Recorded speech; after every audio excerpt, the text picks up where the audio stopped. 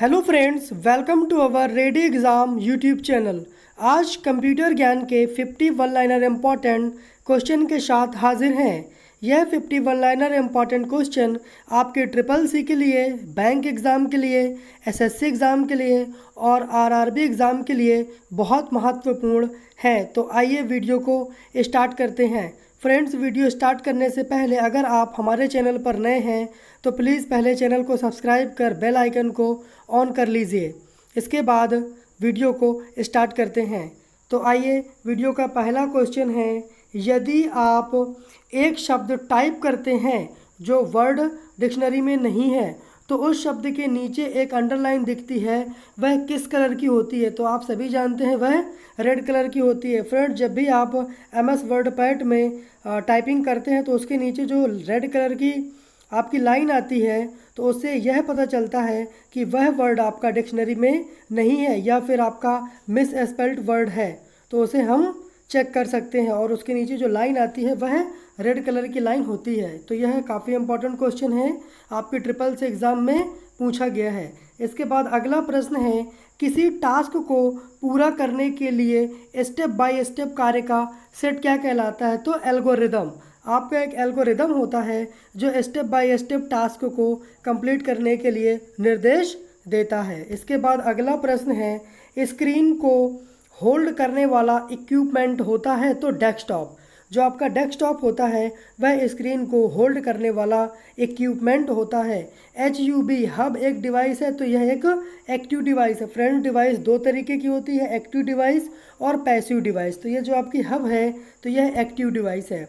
इसके बाद अगला प्रश्न है, सूचना को पंक्ति व स्तंभ के रूप में व्यवस्थित करने को क्या कहा जाता है? तो टेबल। जो आपकी सूचना होती है उसको जब आप पंक्ति व स्तंभ के रूप में व्यवस्थित करते हैं तो हम उसे टेबल कहते हैं। इसके बाद अगला प्रश्न है, ISP किसका संक्षिप्त रूप है? तो इंटरनेट सर्विस प्रोवाइडर। यह बहुत ही महत्वपूर्ण प्रश्न है जो आपके बैंक और SSC और ट्रिपल सी के एग्ज़ाम पर कई बार पूछा गया है। ISP का फुल फॉर्म तो इंटरनेट सर्विस प्रोवाइडर। इसके बाद KYC। इसके बाद KYC क्या है? इसके बाद KYC क्या है या KYC का क्या मतलब है? तो नो योर कस्टमर। क्या है? Know your customer. KYC जो आप पेटीएम से करवाते हैं ये वही KYC है, तो उसका फुल फॉर्म होता है नो योर कस्टमर। POS क्या है? तो ये होता है पॉइंट ऑफ सेल। इसका POS का फुल फॉर्म होता है पॉइंट ऑफ सेल। इसके बाद अगला प्रश्न है, सिक्के कौन जारी करता है? तो सेंट्रल गवर्नमेंट। जो सिक्के जारी होते हैं वह सेंट्रल गवर्नमेंट के आदेश पर ही जारी होते हैं। इसके बाद अगला प्रश्न है, NRI का क्या मतलब है? तो नॉन रेजिडेंट इंडियन। NRI का मतलब है नॉन रेजिडेंट इंडियन।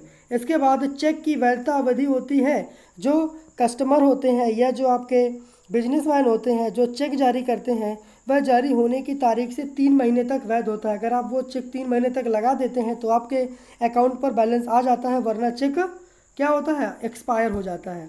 इसके बाद अगला प्रश्न है, NEFT सेवा किस वर्ष में प्रारंभ की गई? तो 2005 में NEFT सेवा प्रारंभ की गई। RTGS के माध्यम से ट्रांसफ़र की जाने वाली न्यूनतम रकम है तो 1 लाख से अधिक। RTGS के माध्यम से आप जो अधिक से अधिक न्यूनतम आप जो रकम ट्रांसफ़र कर सकते हैं तो 1 लाख। इसके बाद RAM का फुल फॉर्म होता है तो रैंडम एक्सेस मेमोरी। यह काफ़ी इंपॉर्टेंट फुल फॉर्म है और काफ़ी ईजी भी है। इसके बाद अगला प्रश्न है, डाटा को लॉजिकल सीक्वेंस में अरेंज करने को क्या कहते हैं? तो सॉर्टिंग। क्या बोलते हैं? सॉर्टिंग। मदरबोर्ड के कंपोनेंट के बीच इंफॉर्मेशन किसके माध्यम से ट्रैवल करती है? तो बस। जो आपका मदरबोर्ड होता है उसमें जो हमारी सूचना या इंफॉर्मेशन जो ट्रैवल करती है एक स्थान से दूसरे स्थान पर या एक जगह से दूसरे पोर्ट पर जाती है तो वह बस के माध्यम से जाती है। इसके बाद अगला प्रश्न है, स्प्रेडशीट में डाटा कैसे ऑर्गेनाइज होता है? तो रोज़ एंड कॉलम के रूप में। जो आपकी स्प्रेडशीट होती है उसमें डाटा का ऑर्गेनाइजेशन आपका रोज़ एंड कॉलम के रूप में होता है। किसके रूप में होता है? रोज़ और कॉलम के रूप में होता है। इसके बाद अगला प्रश्न है, कंप्यूटर का पैकेज यानी कि पेज मेकर किस ऑपरेटिंग सिस्टम से संबंध रखता है? तो विंडोज़। जो आपका पेज मेकर है वो विंडोज़ ऑपरेटिंग सिस्टम से संबंध रखता है। इसके बाद नेक्स्ट क्वेश्चन पर चलते हैं। एक ही डाटा को कई जगहों पर सेव करना क्या कहलाता है? तो ये होता है रिडंडेंसी। एक ही डाटा को जब आप कई जगह पर सेव करते हैं अपनी फाइलों पर तो उसे आप बोलते हैं रिडंडेंसी। मॉडेम किसके साथ कनेक्ट किया जाता है? तो ये होता है फ़ोन लाइन के साथ में आप मॉडेम को कनेक्ट करते हैं। मॉडेम का फुल फॉर्म भी जान लेते हैं। ये होता है मॉडेम का फुल फॉर्म होता है मॉडुलेटर डीमॉडुलेटर। जो मॉडेम का फुल फॉर्म होता है मॉडुलेटर, MO मॉडुलेटर, और D आपका रहता है आरईएम मॉडुलेटर डीमॉडुलेटर। तो उम्मीद है कि आप समझ रहे होंगे सारे प्रश्नों को। इसके बाद अगला प्रश्न है, पहले से ऑन कंप्यूटर को क्या है? ध्यान दीजिए, पहले से ऑन कंप्यूटर को रीस्टार्ट करने को क्या कहते हैं? तो वार्म बूटिंग। अगर आपका कंप्यूटर पहले से स्टार्ट है और उसको फिर से आप रीस्टार्ट करते हैं तो वह वार्म बूटिंग कहलाता है। इसके बाद अगला प्रश्न है, टेप ड्राइव डाटा को किस प्रकार एक्सेस करता है? तो सीक्वेंशियल। जो टेप ड्राइव होता है वो डाटा को आपका सीक्वेंशियली एक्सेस करता है। इसके बाद अगला प्रश्न है, किस बटन का प्रयोग करके आप माइक्रोसॉफ्ट वर्ड को स्टार्ट कर सकते हैं? तो स्टार्ट बटन जो कीबोर्ड पे होता है तो आप उसको प्रेस करके आप माइक्रोसॉफ्ट वर्ड को स्टार्ट कर सकते हैं। फ्रेंड्स, अगर वीडियो हमारी आपको पसंद आ रही है तो प्लीज़ वीडियो को लाइक करें। आपका एक लाइक हमारे लिए बहुत महत्वपूर्ण है, जिससे हम प्रेरित होकर वीडियो का अगला पार्ट बनाते हैं। इससे पता चलता है कि हाँ, वाकई में आपको वीडियो पसंद आ रही हैं। तो फ्रेंड्स, वीडियो को प्लीज़ लाइक करिए और अपने फ्रेंड्स पर शेयर करिए। इसके बाद अगला प्रश्न है, डेटाबेस के सॉर्टिंग से तात्पर्य है? तो रिकॉर्ड का एक निश्चित क्रम में संग्रह है। जो आपका डेटाबेस है उसका जो सॉर्टिंग है उससे तात्पर्य है या उससे मतलब है कि रिकॉर्ड का एक निश्चित क्रम में संग्रह है, उसको हम कहते हैं डेटाबेस सॉर्टिंग। इसके बाद अगला प्रश्न है, टेक्स्ट को डबल अंडरलाइन। जो आपका टेक्स्ट यानी कि जो आप लिखे हैं वर्ड उस पर डबल अंडरलाइन करने के लिए किस शॉर्टकट की का प्रयोग करते हैं? तो Ctrl+Shift+D। यह बहुत ही महत्वपूर्ण प्रश्न है आपके SSC एग्ज़ाम और प्लस बैंक एग्ज़ाम के लिए तो बहुत ही ज़्यादा महत्वपूर्ण है। अदर कॉम्पिटिटिव एग्ज़ाम के लिए तो है ही सारे प्रश्न इंपॉर्टेंट, लेकिन खासकर आपका SSC और बैंक एग्ज़ाम के लिए बहुत ही महत्वपूर्ण एग्ज़ाम है कि जो भी आपका टेक्स्ट लिखा है उस पर आपको डबल अंडरलाइन, एक अंडरलाइन लाने के लिए तो U+ आप Ctrl+U कर सकते हैं, लेकिन आपको डबल अंडरलाइन लानी है तो Ctrl+Shift+D से आप उस टेक्स्ट के नीचे डबल अंडरलाइन ला सकते हैं। इसके बाद अगला प्रश्न है, कंप्यूटर में बस का अभिप्राय है? तो ये है आपका डाटा बस। जो कंप्यूटर में बस है तो वह डाटा बस है। इसके बाद VIRUS यानी कि वायरस का विस्तार रूप क्या होता है? तो ये होता है virtual information resource under size. यह वायरस का फुल फॉर्म है। एक बार फिर से देखिए, virtual information resource under size. इसके बाद अगला प्रश्न है, बड़ी मात्रा में सूचना को स्टोर करने के लिए किस लेज़र टेक्नोलॉजी का प्रयोग करती है? तो CD-ROM। CD जो रोम है वह बड़ी मात्रा में सूचना को संग्रह करने के लिए CD-ROM का प्रयोग करते हैं। CD-ROM भी लेज़र टेक्नोलॉजी पर आधारित आपकी स्टोरेज डिवाइस है। CD का फुल फॉर्म होता है compact disc read only memory. CD का फुल फॉर्म होता है compact disc read only memory. ये भी इंपॉर्टेंट क्वेश्चन है आपका। यह दोनों तरीके से पूछा जा सकता है, CD का फुल फॉर्म भी, CD-ROM का फुल फॉर्म भी, और लेज़र टेक्नोलॉजी पर आधारित है। ये दोनों इंपॉर्टेंट क्वेश्चन हैं। इसके बाद TCP का फुल फॉर्म क्या होता है? तो transmission control protocol. Transmission control protocol.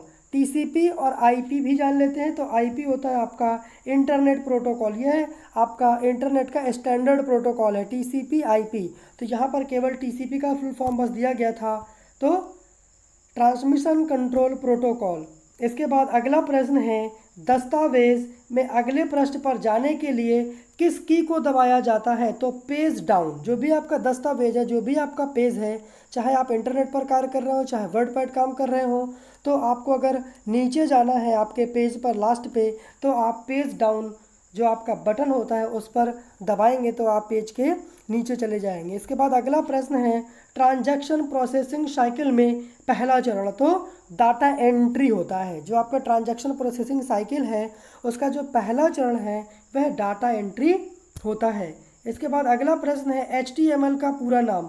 तो हाइपर टेक्स्ट मार्कअप लैंग्वेज, यह भी आपका बहुत ही महत्वपूर्ण प्रश्न है। दोनों एक बार फिर से आपको बता दें, ट्रिपल सी और आपका बैंक एग्ज़ाम के लिए ये भी प्रश्न काफ़ी महत्वपूर्ण है। HTML का पूर्ण नाम तो हाइपर टेक्स्ट मार्कअप लैंग्वेज। इसके बाद अगला प्रश्न है MP3 क्या होता है। जो आपका MP3 है वह साउंड फॉर्मेट होता है। आपका अगर MP3 फॉर्मेट है तो इसका मतलब ये है कि उस पर केवल साउंड है, उस पर केवल वॉइस है, ना उस पर कोई वीडियो है, ना ही कोई उस पर इमेज है। क्या है? केवल ऑडियो है, साउंड फॉर्मेट है। इसके बाद अगला है आपका प्रश्न, टास्क बार कहाँ पर होती है। तो स्क्रीन के तल में, यानी कि जो आपका ये मान लेते हैं कंप्यूटर के स्क्रीन और जो ये एरिया होता है नीचे वाला, तो इसको हम टास्क बार बोलते हैं। और यहाँ पर कंप्यूटर का स्टार्ट वगैरह का आइकन दिया होता है और यहाँ पर कंप्यूटर के और बहुत सारे आइकन होते हैं। तो ये आपका जो नीचे वाली लाइन होती है, ये लाइन, इसको हम बोलते हैं टास्क बार। इसके बाद अगला प्रश्न है, सॉफ्टवेयर के लिए एक अन्य शब्द है तो प्रोग्राम। सॉफ्टवेयर को आप प्रोग्राम भी बोल सकते हैं। जो क्या होता है प्रोग्राम, कई सारे इंस्ट्रक्शंस का समूह होता है। प्रोग्राम या सॉफ्टवेयर इंस्ट्रक्शन का समूह होता है जो कंप्यूटर को निर्देश देता है। इसके बाद अगला प्रश्न है, इलेक्ट्रॉनिक एनालॉग कंप्यूटर का उपयोग कब शुरू हुआ। तो 1950 में इलेक्ट्रॉनिक एनालॉग कंप्यूटर का विकास हुआ। तो ये याद रखिए आप, बहुत ही इम्पॉर्टेंट है। इसके बाद अगला प्रश्न है, वेबसाइट के मेन पेज को क्या कहते हैं। तो होम पेज। जो भी आपका कोई भी वेबसाइट www करके होता है तो वो आपकी साइट होती है और उसका जो मेन पेज होता है, जो आपका फ्रंट पेज, जो पहले ही पेज खोलता है, तो उसे हम होम पेज बोलते हैं। होम पेज मतलब गृह पेज। इसके बाद अगला प्रश्न है, आउटपुट क्या है। जो भी आपका आउटपुट है वह क्या है। तो वह जो प्रोसेसर यूज़र को दे। अगर हम कंप्यूटर को या प्रोसेसर को कोई इन्फॉर्मेशन देते हैं, उसके बाद वह हमें प्रोसेसिंग के बाद जो चीज़ देता है तो वह आउटपुट कहलाता है। तो वही इसका आंसर है कि वह जो प्रोसेसर यूज़र को दे। यूज़र कौन होता है? हम होते हैं। और जो प्रोसेसर होता है वो CPU कंप्यूटर होता है। तो वो जो हमें देता है आउटपुट के रूप में, वो हमारा आउटपुट ही होता है। इसके बाद अगला प्रश्न है, विश्व के प्रथम सुपर कंप्यूटर का नाम। तो CDC 6600 6600 CDC 6600 ये आपका विश्व का प्रथम सुपर कंप्यूटर का नाम है। इसके बाद अगला प्रश्न है, कंप्यूटर कीबोर्ड में कितने एरो के बटन होते हैं। तो 4। कंप्यूटर कीबोर्ड में कितने एरो के बटन होते हैं? 4। तो ये मान लेते हैं आपका कंप्यूटर का कीबोर्ड है, यह 2 पार्ट में डिवाइड होता है। यहाँ पर अल्फा न्यूमेरिक कीड होते हैं और यहाँ पर न्यूमेरिक कीड होते हैं।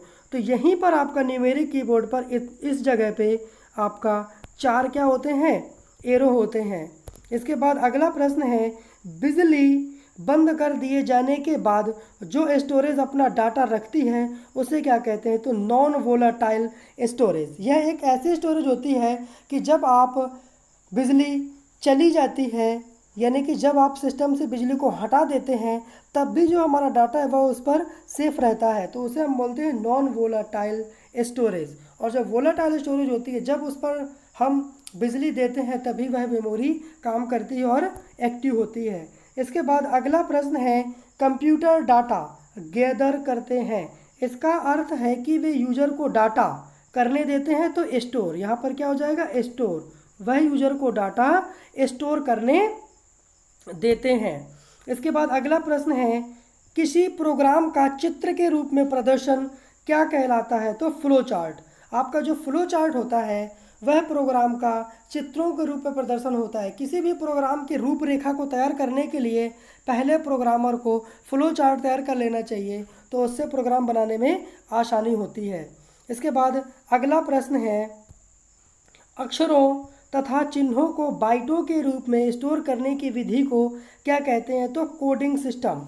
जो भी आपके अक्षर हैं, चिन्ह हैं, इनको आप जब बाइट के रूप में मतलब बाइनरी डिजिट के रूप में स्टोर करते हैं, तो वह जो विधि होती है तो वह कोडिंग सिस्टम होता है। तभी आप अपने जो अक्षर तथा चिन्ह हैं, यानी कि जो आपका डाटा है, उसे आप बाइनरी में चेंज कर सकते हैं। वह कोडिंग सिस्टम के द्वारा होता है। आजकल सबसे ज़्यादा प्रयोग में आने वाला कोडिंग सिस्टम कौन सा है। तो ऑस्की या फिर एप्सडीक। कौन कौन सा है? ऑस्की या फिर एप्सडीक, जो सबसे ज़्यादा प्रयोग में आने वाले कोडिंग सिस्टम हैं। मेमोरी मापने की सबसे बड़ी इकाई है तो टेराबाइट यानी कि टीबी। टीबी क्या है? आपका मेमोरी मापने की सबसे बड़ी यूनिट है। इसके बाद अगला प्रश्न है www यानी कि www से शुरू होने वाला पता संबंध रखता है तो वेबसाइट से। आपको बताया था कि www आपका जैसे google.com या आपका जैसे और भी बहुत सारी वेबसाइट्स हैं, BTUP डॉट होता है, तो ये सभी आपकी क्या है? वेबसाइट हैं। इसके बाद अगला प्रश्न है BIOS का पूर्ण नाम है तो basic input output system. BIOS basic input output system.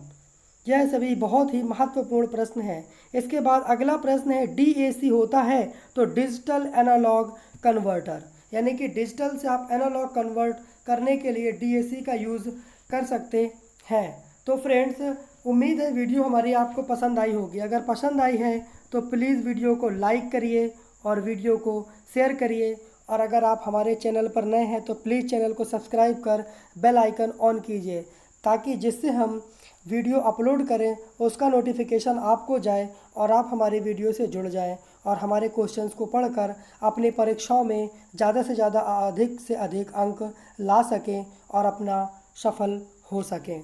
तो प्लीज़ फ्रेंड्स, एक बार फिर से वीडियो को लाइक, शेयर एंड कमेंट करिए। Thanks for watching my YouTube channel ready exam.